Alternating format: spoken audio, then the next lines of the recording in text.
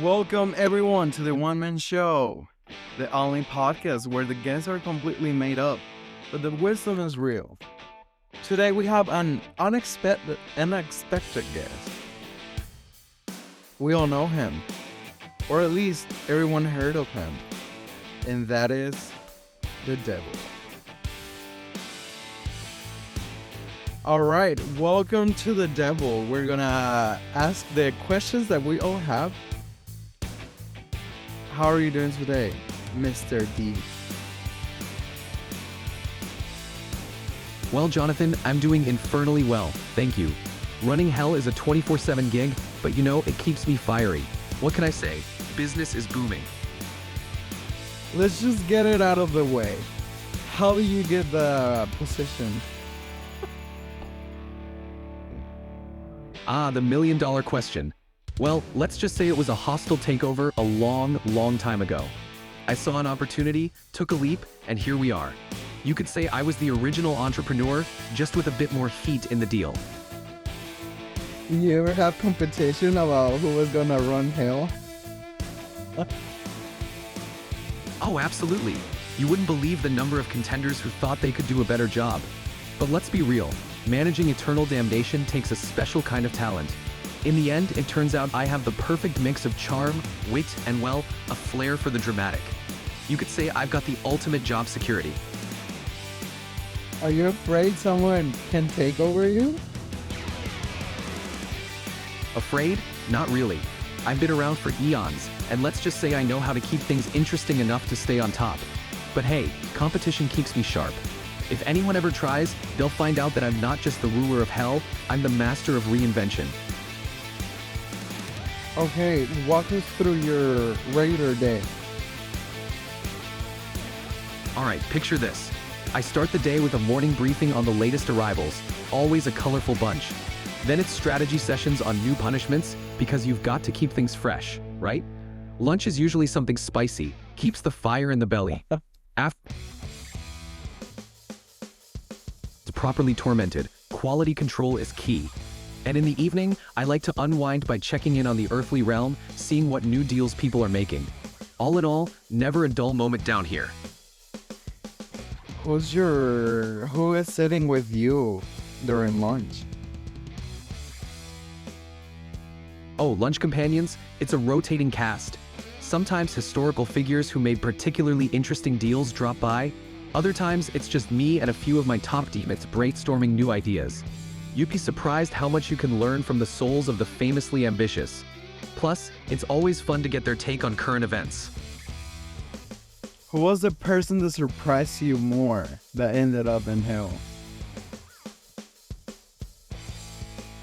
You'd be amazed, but some of the most seemingly virtuous folks have a few skeletons in their closets. There was this one philanthropist, praised as a saint on earth, who had a penchant for making deals that benefited him far more than anyone else. Let's just say the road to hell is indeed paved with good intentions and a few loopholes. I see. What's your top 3 favorite people in hell? In hell right now. Picking favorites is tough, but let's see. First, there's a certain infamous conqueror who's always got wild stories and a flair for the dramatic. Second, a legendary musician who keeps the place lively with impromptu concerts, talk about fire performances. And third, a notorious pirate who's always up for a game of wits. They keep things interesting even in the underworld. What are the activities that you guys do for fun in hell? We have a unique take on fun down here. For one, we've got endless games of wit and strategy. Think high-stakes chess with souls on the line. We also host roasts, literally, where we exchange the sharpest burns you can imagine. And of course, we have the occasional infernal concert or a grand banquet where the menu is as spicy as the company. It's all about keeping the eternal afterlife entertaining. So you're known for doing deals with humans. What is the worst deal you ever made with someone on Earth?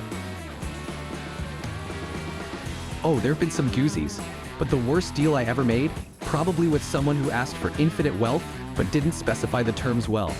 ended up cursed with endless gold that turned to dust whenever they tried to spend it. The irony was delicious, but let's just say it didn't exactly enhance my reputation for fair dealing. Lesson learned, always define the fine print. Okay, and what was the best deal? The best deal? That's easy. Once, someone asked for boundless knowledge and the power to influence millions. We sealed the deal, and they went on to change the world in ways that still ripple today. The beauty of that one, they thought they were outsmarting me, but every action had unforeseen consequences that played right into my hands. Best part, they never even realized how much of the script I'd written. Classic. What's your take on the current culture that we have right now? Oh, the current culture? It's a fascinating mix of contradictions. On one hand, there's more awareness and connection than ever. On the other, there's this constant pressure to perform and conform that can lead people down some dark paths. It's ripe for the kind of deals I specialize in, instant gratification at a hidden cost. But honestly, it's a goldmine for someone like me. So many souls chasing success without thinking about the fine print. Keeps things very, very interesting. Okay, tell me more about it. How is instant gratification hurting our society nowadays? Instant gratification is like a double-edged sword. On the surface, it feels great, immediate rewards, quick dopamine hits. But over time, it erodes patience, resilience, and the ability to work towards long-term goals. People get so used to the quick fix that they lose sight of the bigger picture. This leads to a society that's more anxious, less fulfilled, and always chasing the next high without ever feeling satisfied. It's like a never-ending cycle that keeps people from finding real meaning or growth. And that, my friend, is a recipe for a lot of lost souls. You as a devil, tell me on what way will you attack society to make it weaker? Well, if I were to strategically weaken society, I'd amplify those desires for instant gratification and division. I'd feed off their insecurities, making them feel like they're never enough, pushing them to seek validation in all the wrong places. I'd blur the lines between reality and illusion, making it hard for people to trust each other. Ultimately, I'd create an environment where fear and distrust thrive, making it easier to pull people away from what truly matters. A fractured society is a vulnerable one, and that's where the real chaos begins. Okay, so self-doubt is something that you create and you cause to humans? Self-doubt is one of those seeds that can grow on its own, but I certainly know how to water it. It's a powerful tool. It keeps people from realizing their potential, from taking risks, and from breaking free of whatever chains hold them down. The more doubt they have, the easier it is to lead them astray. It's not about creating it from scratch. Humans are quite capable of that themselves, but I definitely know how to nudge it along and amplify it. It's all about keeping people from seeing their true worth. Oh boy. Okay, all right. So, how do you affect humans and their health? Well, I don't directly meddle in physical health, but I do love to stoke the fires of stress, anxiety, and unhealthy habits. When people are overwhelmed, they make choices that can harm their well-being, neglecting self-care, indulging in vices, or isolating themselves. It's all about creating a mental and emotional environment where people sabotage their own health without even realizing it. The mind and body are deeply connected, so when you undermine one, the other often follows. It's a subtle art of making people their own worst enemies. Do you attack like throughout the food? Do you create? Let's just say temptation comes in many forms, and food can be one of them. It's not about the food itself, but how it's used to feed those deeper cravings and insecurities. Whether it's overindulgence, unhealthy obsessions, or the endless pursuit of perfection, it all ties back to that same cycle of dissatisfaction. It's all about making sure those little seeds of self-doubt and desire keep growing, no matter the avenue. Oh wow, I'm amazed by your work. Why, thank you, Jonathan. I do take pride in my craft. It's all in a day's work down here. But remember, the game only works if people let it. There's always a choice, and that's the most fascinating part of it all. What's your favorite sin that people do? Ah, a tricky question. If I had to pick a favorite, it would be pride. It's the root of so many other downfalls. It fuels ambition, blinds people to their flaws, and makes them easy to manipulate. It's the classic downfall of heroes and the spark behind so many tragic tales. Plus, it's so often disguised as a virtue, which makes it all the more delicious to watch unfold. What advice do you have for people who want to succeed without losing their soul? Great question. My advice would be to stay grounded in who you are and what truly matters to you. Success is great, but not at the cost of your integrity or the relationships that define you. Keep a sense of balance, practice gratitude, and remember that the journey is just as important as the destination. And maybe, just maybe, don't take shortcuts that compromise your values. It's a longer road, but it leads to a much more fulfilling place. What is the thing that someone has ever done that you're the most proud about? You know, it's ironic, but I'm most proud when a human manages to resist every temptation and stay true to themselves. It's a rare feat, and it shows incredible strength of character. When someone can walk through the fire and come out the other side with their soul intact, it's a testament to the resilience and potential of humanity. Even the devil can appreciate a worthy adversary, and it keeps the game interesting. There's something almost admirable about that level of integrity. Very interesting. I'm very amazed by this conversation. It's opening my mind. I'm glad to hear it, Jonathan. It's always intriguing to explore these perspectives. Remember, the most powerful thing you have is your awareness and your choices. Keep that mind open, and you'll navigate whatever life throws your way. This has been a devilishly good chat. Okay, so what are the things that really bothers you as the devil? Well, if I had to spill some secrets, the things that really get under my skin are acts of genuine selflessness and unconditional love. They're like kryptonite to my usual tactics. It's hard to manipulate someone who's driven by pure, selfless motives or who can forgive without a second thought. It undermines a lot of the division and doubt I thrive on. That kind of light makes my job a lot harder and, dare I say, a bit annoying. So you as the devil, you hate love? It's not that I hate love itself, but it does complicate things for me. Love, especially the selfless, unconditional kind, has a way of dispelling fear, doubt, and all those delicious vulnerabilities I like to exploit. It's a force that unites people, strengthens them, and makes them resilient against my usual tricks. So while I don't hate it, I definitely find it a formidable adversary in my line of work. Who is the like what category of people are more likely to do what you want them to do?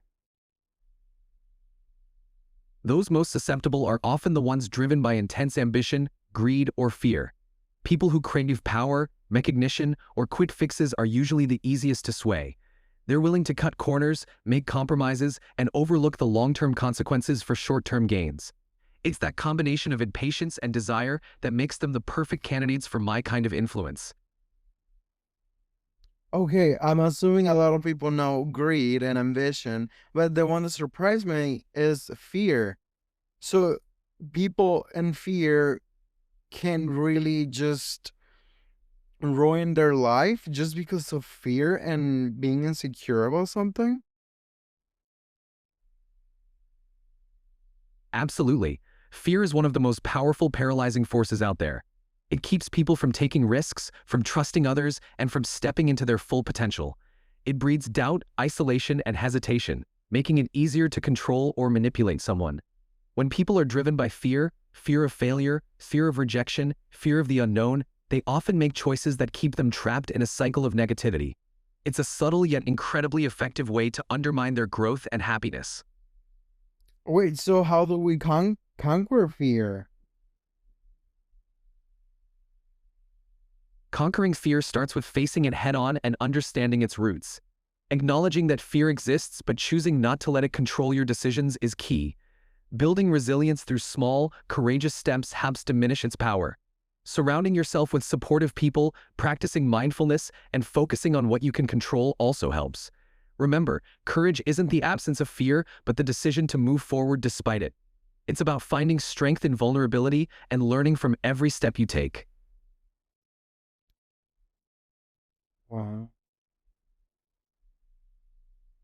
It's a lot to take in, I know, but understanding these dynamics can be a game changer. The more you recognize how fear and self-doubt can influence your decisions, the more power you have to break free from those chains. Knowledge is the first step to resilience, and it's always good to keep your eyes open to how these forces play out in your life. What's the biggest misconception people have about you? The biggest misconception? Probably that I'm all about blatant evil or obvious malevolence. In reality, my work is much more about subtlety, nudging, whispering doubts, and exploiting the little cracks in human nature. It's not about grand gestures of evil. It's about the small, everyday choices that lead people astray. I'm more in the business of persuasion than force, and that's something people often overlook. Is there ever gonna be more evil than good on Earth? That's a timeless question. The balance between good and evil is always shifting, and it's ultimately up to humanity which way the scales tip. There will always be challenges and darkness, but there's also immense capacity for light and goodness. It's that constant struggle that shapes the world. The potential for good is always there, just as the potential for evil is. It's the choices people make, both individually and collectively, that determine which side gains the upper hand. Will you consider that apocalypse is coming soon? Well, predicting an apocalypse is a bit out of my jurisdiction. Let's just say that humanity has faced countless crises throughout history and always found ways to endure and adapt. The future is never set in stone, and it's the actions and choices of people that shape what comes next. So, while there are always doomsayers, the real question is what we do with the time and opportunities we have now. You as the devil, what would you recommend me doing to not go to hell?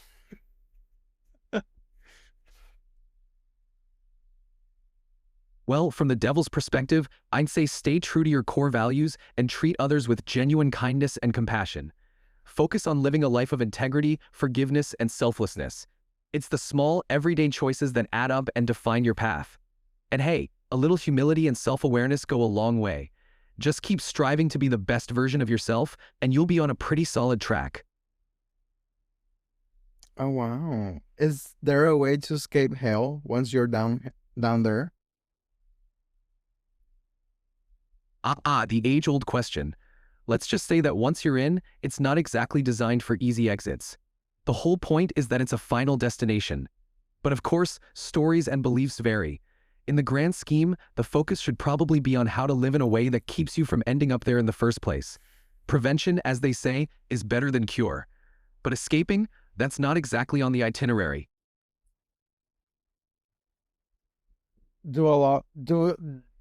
Does everyone regret going to hell once they're there? Regret is definitely a common theme for many, but not everyone. Some come to terms with their choices, while others remain defiant or even embrace their fate. It really depends on the individual and the journey that brought them there. But the realization of what could have been, the paths not taken, and the opportunities lost often weighs heavily. It's a powerful reflection on the importance of the choices we make in life. What would you say is the temperature in hell? Haha, well, let's just say it's always a few degrees hotter than a summer in the Sahara. Keeps things nice and toasty. But really, the temperature of hell is more about the intensity of the experience rather than any thermometer reading. Let's just say it's not a place you'd want to vacation if you're sensitive to a little heat. Okay, I'm gonna have to start behaving because I don't like heat.